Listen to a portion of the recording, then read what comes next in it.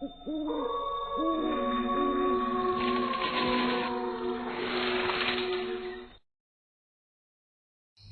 रात की खामोशी में एक अजीब सी चुभन थी। आरव अपने कमरे में बैठा लैपटॉप पर कुछ रिकॉर्डिंग कर रहा था। तभी उसके फोन की स्क्रीन रोशन हुई। रात के 2 बज रहे थे। उसके बेस्ट फ्रेंड कबीर का मैसेज था। भाई, ओमेन डाउनलोड किया क्या? पूरे कॉलेज में इसी का बवाल मचा है। आरव ने रिप्लाई किया, क्या ओमेन? ये कौन सा नया कचरा है? अबे, डार्क वेब का कोई लीक ऐप है, प्ले स्टोर पर नहीं मिलेगा। लिंक भेज रहा हूँ। इसका इंटरफेस एकदम किलर है और सब कह रहे हैं कि ये तुम्हारी सीक्रेट जानता है। आरव को इन सब चीजों में कोई दिलचस्पी नहीं थी, लेकिन एक टेक गीक होने के नाते उसे नए ऐप्स को टेस्ट करने की खुजली हमेशा रहती थी। उसने कबीर का भेजा हुआ लिंक खोला और ऐप इंस्टॉल कर लिया। ऐप का आइकन बिल्कुल काला था, जिस पर कोई नाम नहीं लिखा था। बस एक लाल रंग का छोटा सा बिंदु बीच में ब्लिंक कर रहा था। ऐप खोलते ही स्क्रीन पर सिर्फ एक लाइन आई, क्या आप सच जानने के लिए तैयार हैं? आरव ने यस पर टैप किया। स्क्रीन पूरी तरह से काली हो गई और फोन होम स्क्रीन पर वापस आ गया। क्या बकवास है ये? आरव ने बड़बड़ाते हुए फोन साइड में रख दिया और वापस अपने काम में लग गया। घड़ी की सुइयां खिसकती रही। कमरे में सिर्फ कीबोर्ड की खटखट गूंज रही थी। तभी एकदम सटीक 3 बजे आरव के फोन पर एक अजीब सी रोंगटे खड़े कर देने वाली ट्यून बजी। ये कोई आम नोटिफिकेशन साउंड नहीं था। आरव ने फोन उठाया। स्क्रीन पर ओमेन का नोटिफिकेशन था। Target professor Mathur. टाइम सुबह के 8:30 बजे। कॉज सीढ़ियों से गिरना। अगली सुबह आरव कॉलेज कैंटीन में कबीर और रिया के साथ बैठा था। भाई, वो तेरा ऐप एकदम थर्ड क्लास है। रात के 3 बजे मुझे मैसेज आया कि माथुर सर सीढ़ियों से गिर जाएंगे। अरे ये क्या लॉजिक है? तुझे भी मैसेज आया? मुझे भी रात के 3 बजे नोटिफिकेशन आया था। उसमें लिखा था कि किसी रोहित का एक्सीडेंट होगा। मुझे तो कोई मैसेज नहीं आया, लेकिन माथुर सर वाला मैसेज। आरव, तू श्योर है कि टाइम 8:30 था? हाँ, क्यों? कबीर ने फोन में मैसेज दिखाया। दुखद समाचार, प्रोफेसर माथुर आज सुबह लगभग 8:30 बजे मुख्य भवन की सीढ़ियों से बुरी तरह गिर गए। उनके सिर में गंभीर चोट लगी और मौके पर ही उनका निधन हो गया। ये कोई इत्तेफाक होगा यार। किसी ने देखा होगा उन्हें गिरते हुए और फिर फेक नोटिफिकेशन बना के भेज दिया होगा। आरव, कल रात से न्यूज चैनल पर एक खबर चल रही है। एक डिलीवरी बॉय रोहित का सुबह 5 बजे ट्रक से एक्सीडेंट हो गया। मेरी नोटिफिकेशन का टाइम 5 AM था। दूसरी रात आरव अपने कमरे में बेचैनी से टहल रहा था। उसने दिन भर ओमेन ऐप को अनइंस्टॉल करने की कोशिश की थी, लेकिन हर बार ऐप फोन में वापस आ जाता। उसने फोन को फैक्ट्री रीसेट भी किया, लेकिन फोन रिस्टार्ट होते ही ओमेन ऐप वापस फोन में था। रात के 2:55 हो चुके थे। आरव, कबीर और रिया एक ग्रुप वीडियो कॉल पर थे। सुनो, अगर आज रात 3 बजे फिर से कोई नोटिफिकेशन आया तो हम सीधे पुलिस के पास जाएंगे, ठीक है? अरे ये पुलिस क्या ही कर लेगी कबीर। एक ऐप के खिलाफ FIR दर्ज करेगी जो भविष्य बताता है। गाइस, 2:59 हो गए हैं। तीनों अपनी अपनी फोन स्क्रीन को घूर रहे थे। 3 बज गए। तीनों के फोन एक साथ भयानक ट्यून के साथ बज उठे। आरव ने कांपते हाथों से स्क्रीन को देखा। Target Shashank college guard. Time सुबह के 3:45। Cause heart attack. Riya, Kabir, तुम लोगों को कोई मैसेज आया क्या? हाँ सेम, शशांक भैया। टाइम सुबह के 3:45। हमारे पास 45 मिनट है। कबीर, तू बाइक निकाल, हम अभी कॉलेज जा रहे हैं। हमें शशांक भैया को बचाना होगा। अगर हम इस घटना को रोक लें तो शायद इस ऐप का लूप टूट जाए। कबीर ने बाइक की रफ्तार तेज रखी। आरव पीछे बैठा लगातार समय देख रहा था। 3:30, फिर 3:35। पर वे कॉलेज के मेन गेट पर पहुंचे। वहां एक छोटा सा गार्ड रूम था। अंदर एक पीली बत्ती जल रही थी। आरव ने दरवाजा पीटते हुए आवाज दी, शशांक भैया।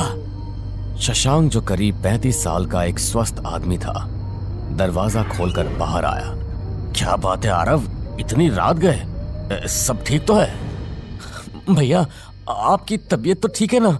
सीने में कोई दर्द है क्या? अरे मुझे क्या होगा, मैं तो एकदम फिट हूं। और तुम लोग इतनी रात को यहां क्या कर रहे हो? आरव ने राहत की सांस ली। टाइम 3:43 हो चुका था। कुछ नहीं भैया, वो बस ऐसे ही इस तरफ से गुजर रहे थे तो सोचा एक बार आपसे मिलता चलूं। 3:44। अचानक शशांक के चेहरे के भाव बदल गए। उसकी मुस्कान गायब हो गई और उसने अपना बायां हाथ अपने सीने पर कस कर रख लिया। पता नहीं, अचानक बहुत दर्द। शशांक के मुंह से कराह निकली और वो जमीन पर गिर पड़ा। कबीर ने अपना फोन निकाला, लेकिन उसके हाथ कांप रहे थे। आरव, फोन में नेटवर्क नहीं है। मेरा फोन, ये क्या हो रहा है? कबीर के फोन की स्क्रीन अपने आप फ्लैश हो रही थी और उस पर ओमेन ऐप की काली स्क्रीन छाई हुई थी। लाल बिंदु अब तेजी से ब्लिंक कर रहा था। ठीक 3:45 पर शशांक का शरीर एक झटके से ऐंठा और फिर हमेशा के लिए शांत हो गया। उसकी आंखें खुली की खुली रह गई। शशांक के मौत के बाद घर वापस आकर आरव ने अपने फोन को हथौड़े से तोड़ दिया था, लेकिन ये कोई सामान्य ऐप नहीं था। रात के 2:30 बजे जब आरव अपने बिस्तर पर था तो उसका लैपटॉप अपने आप ऑन हो गया। स्क्रीन पर वही काली बैकग्राउंड और लाल बिंदु मौजूद था। मौत एक चक्र है आरव, जो इसके बीच में आता है उसे कीमत चुकानी पड़ती है। घड़ी में सुबह के 2:58 हो चुके थे। आरव ने कबीर को फोन मिलाया। कबीर, मैंने अभी उसे देखा। आज रात हम साथ में रहेंगे। ये चीज हमारे पीछे पड़ गई है। हाँ ठीक है, मैं रिया के घर जा रहा हूँ। आरव, रिया बहुत डर गई है। उसने मुझे भी मैसेज किया कि उसके घर की लाइट्स अपने आप बंद चालू हो रही है। अच्छा ठीक है, मैं भी वहीं आ रहा हूँ। सुबह के 3 बजे आरव अभी घर से निकलने ही वाला था कि उसके लैपटॉप की स्क्रीन लाल हो गई। एक बड़ा सा नोटिफिकेशन पॉपअप हुआ। टारगेट रिया मल्होत्रा। टाइम सुबह के 4 बजे। कॉज दम घुटना। आरव अपनी कार में बैठा और पागलों की तरह रिया के घर की तरफ गाड़ी दौड़ा दी। रास्ते में उसने कबीर को कॉल किया। कबीर, ऐप ने रिया का नाम दिया है। टाइम 4 बजे है, उसे घर से बाहर निकालो। हाँ, मैं उसके घर के बाहर ही हूँ आरव, लेकिन दरवाजा अंदर से लॉक है। रिया फोन भी नहीं उठा रही है। दरवाजा तोड़ दे कबीर, मैं बस 5 मिनट में पहुंच ही रहा हूँ। आरव जब रिया के घर पहुंचा तो देखा कबीर ने एक ईंट से शीशे की खिड़की तोड़ दी थी और अंदर घुस रहा था। घर के अंदर घुप अंधेरा था। दोनों ने अपने फोन की फ्लैशलाइट ऑन की। घर के अंदर का तापमान बहुत ही ज्यादा कम था, जैसे वे किसी कोल्ड स्टोरेज में आ गए हों। उनके मुंह से भाप निकल रही थी। वे रिया के बेडरूम की तरफ भागे। दरवाजा अंदर से बंद था। आरव ने पीछे हटकर पूरी ताकत से दरवाजे पर लात मारी। दरवाजा टूटकर खुल गया। अंदर का नजारा देखकर दोनों के होश उड़ गए। रिया हवा में 2 फीट ऊपर लटकी हुई थी, लेकिन उसके गले में कोई रस्सी नहीं थी। उसके पैर हवा में छटपटा रहे थे। चेहरा नीला पड़ चुका था और आंखों से आंसू बह रहे थे। रिया! कबीर दौड़कर उसके पैरों को पकड़कर नीचे खींचने लगा। आरव भी उसकी मदद करने लगा, लेकिन रिया का शरीर किसी भारी चट्टान की तरह हवा में फंसा हुआ था।